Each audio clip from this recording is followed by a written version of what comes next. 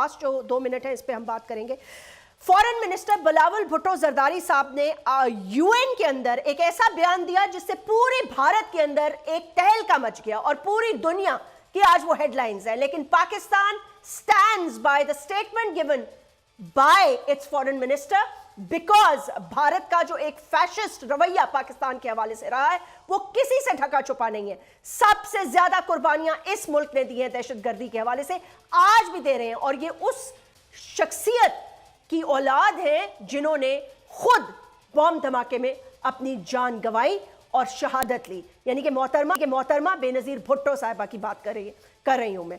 Welcome back. आज पूरे मुल्क में rallies in support of the foreign minister statement Pakistan में निकली and Pakistan foreign minister rightly pointed out because Indian foreign minister kept on reiterating and telling the entire world कि पाकिस्तान वो मुल्क है जिसने उस